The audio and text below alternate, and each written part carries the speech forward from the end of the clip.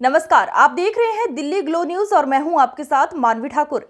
शुरुआत करते हैं आज की खास खबरों से। कांग्रेस नेता पवन खेड़ा ने केंद्र सरकार पर साधा निशाना, कैग की रिपोर्ट को लेकर लगाई ये आरोप। कांग्रेस नेता पवन खेड़ा लगातार पीएम मोदी पर निशाना साधते नजर आते हैं। पवन खेड़ा ने एक बार फिर कैग को लेकर सरकार को घेरा है। कांग्रेस ने आरोप लगाया कि कैग का सरकार गला घोंट रही है।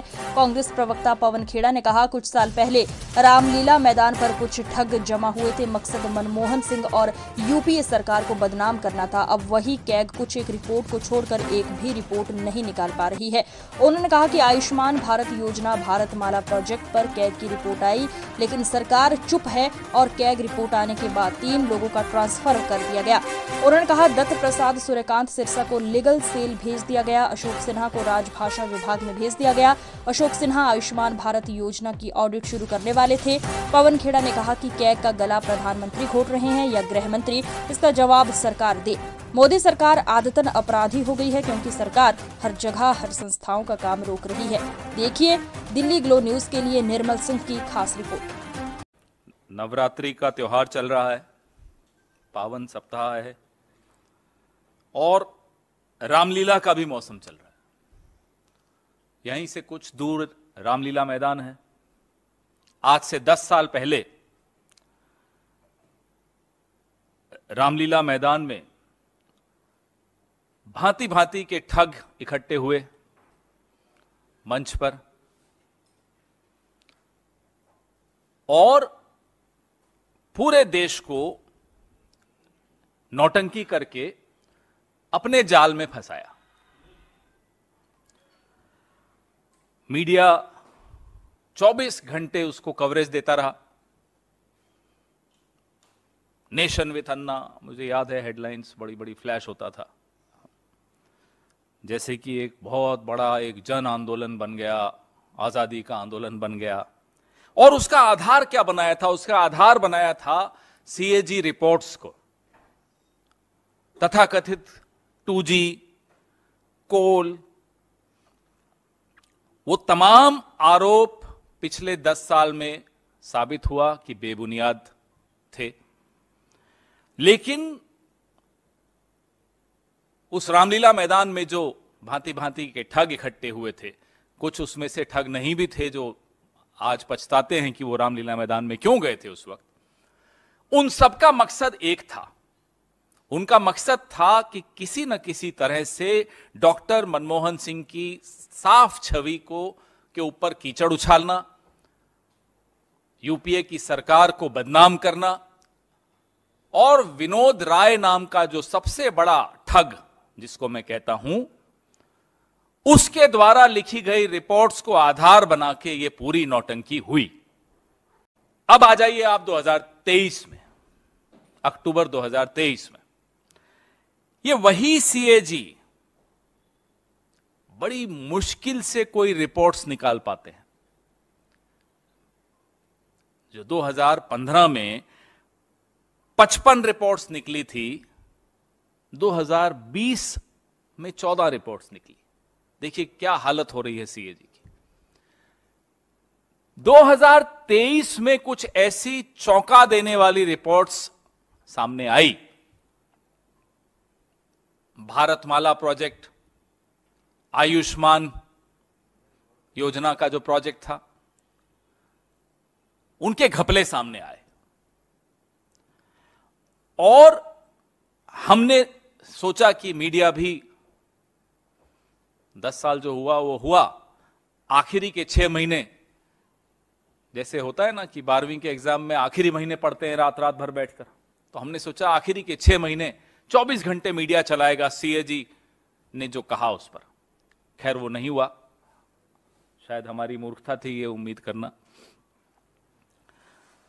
उसके बाद लगा कि शायद रामलीला मैदान में इस बार कुछ नया होगा, लोग इकट्ठे होंगे, कोई तो गांधी टोपी पहन के फर्जी गांधी बनकर सामने आएगा। कुछ नहीं हुआ। ऐसी रिपोर्ट कि आयुष्मान भारत योजना में लाखों लाभार्थी एक ही फोन नंबर से जुड़े हुए, जैसे वो मिस्ड कॉल नंबर होता है ना भारतीय जनता पार्टी का, वैसे एक नंबर में 200 लोग, किसी परिवार में 200 लोग एक नंबर से जुड़े हुए 43,000 करोड़ रुपए उन नंबरों पे लुटा दिया गया। ये सीएजी रिपोर्ट बोलती है, मैं नहीं बोल रहा। अब आइए आप भारतमाला प्रोजेक्ट में। भारतमाला प्रोजेक्ट में 1 रुपए का जो सड़क का काम होता है वो 14 रुपए में हुआ। आप आंकड़ा देखिए, 1 रुपए का काम 14 रुपए में हो रहा है और 1 किलोमीटर की सड़क को 4 अलग अलग तरीके से नाप के 4 किलोमीटर बताया जा रहा है। आप धांधली भी देखिए कितनी बेशर्मी से की जा रही। सीएजी रिपोर्ट ने अपना काम बमुश्किल से कुछ किया और सब छोड़िए, सड़क छोड़ दीजिए, आयुष्मान भारत योजना भी छोड़ दीजिए। भगवान राम के नाम पर वोट लेने वालों ने क्या किया कि भगवान राम के घर को नहीं छोड़ा। अयोध्या विकास परियोजना में ठेकेदारों के साथ मिलकर करोड़ों रुपए का फर्जी बड़ा कर दिया। मैं एक एक करके आपको बता रहा हूं कि क्या सीएजी रिपोर्ट्स में आया था। उड़ान, बड़ी बड़ी स्कीम्स जिनका नाम ले लेकर प्रधानमंत्री जी पूरे दिन प्रचार करते हैं। उड़ान, रेलवे, खादी ग्रामोद्योग, ग्रामीण विकास, कहीं नहीं छोड़ा। खाऊंगा भी, खिलाऊंगा भी, अगर बता दोगे तो आपको चुप भी कराऊंगा। अब क्या किया सीएजी के साथ मैं वो आपको बताता हूं। 3 अधिकारी कुछ दिनों के भीतर, ये रिपोर्ट के सामने आते ही कुछ दिनों के भीतर तीनों अधिकारियों को ट्रांसफर कर दिया गया। अतुराव सिन्हा, अब ये अतुराव सिन्हा जी भारतमाला परियोजना चरण 1, उसमें उन्होंने सीएजी रिपोर्ट के ये प्रभारी थे, जिसमें मैंने आपको बताया 1 रुपए की चीज 14 रुपए में कर दी। अब सिन्हा साहब को तुरंत हटाकर तिरुवनंतपुरम भेज दिया दिल्ली से। जाइए आराम कीजिए, बहुत काम कर लिया आपने। नंबर 2,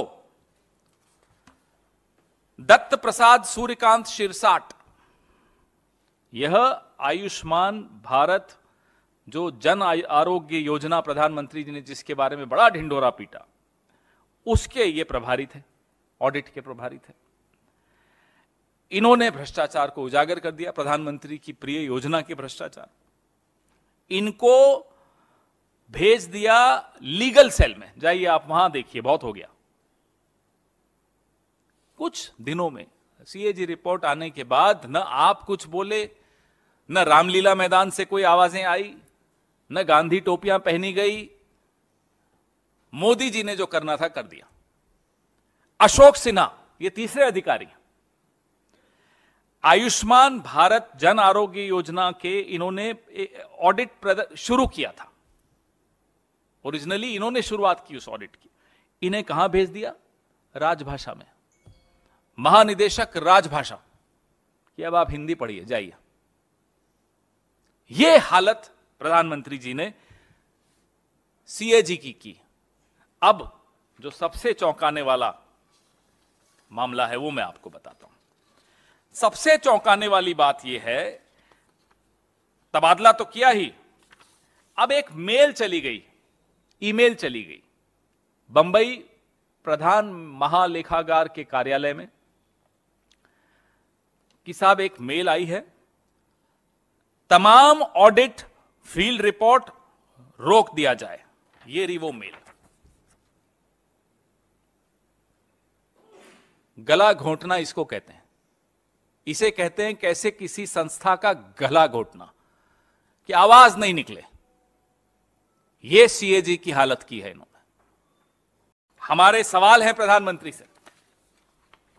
आपके नारे तो हमने बहुत सुन लिए। यह जमीनी काम, सारा फील्ड वर्क बंद करने का आदेश किसके निर्देश पर दिया गया? तो मुर्मू जी की जो हालत आपने कर रखी है वो हमें मालूम है। जम्मू कश्मीर के राज्यपाल, में मुर्मू जी मतलब ये वाले मुर्मू जी, वो वाले नहीं, जम्मू कश्मीर के उपराज्यपाल थे, राज्यपाल थे। जब उन्होंने मांग की कि तुरंत चुनाव होने चाहिए, उन्हें हटा दिया गया। अब ये सीएजी हैं, 9 महीने का कार्यकाल बचा है, इन पर किस तरह का दबाव है कि अब वो हस्ताक्षर नहीं कर रहे नई रिपोर्ट्स पर, जब से ये रिपोर्ट्स आई हैं।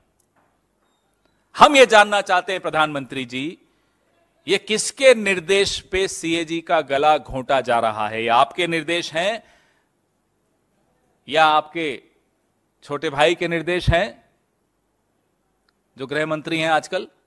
निर्देश किसके हैं? किसका दबाव है कि फाइलों पर हस्ताक्षर नहीं हो रहे? हमारा दूसरा सवाल है कि जो घोटालों को उजागर करते हैं उन सीएजी अधिकारियों का तबादला क्यों किया गया, इसका जवाब इस देश को दीजिए। क्या इसलिए कि वो चुपचाप जहां आप कहते वहां साइन नहीं कर रहे थे? क्या इसलिए कि उन्होंने आपको आईना दिखाया? क्या इसलिए कि आपके तथ्य, आपकी सच्चाई, आपकी हकीकत पूरे देश के सामने रख दी गई? एक स्वायत्त संस्था पर यूं इस तरह से बुलडोजर चलाएंगे आप और देश चुपचाप देखता रहेगा, विपक्ष चुपचाप देखता रहेगा? ये हम बर्दाश्त नहीं करेंगे। इनमें से कुछ अधिकारी तो सिर्फ कुछ महीनों के लिए थे सीएजी में और उनको हटा दिया गया।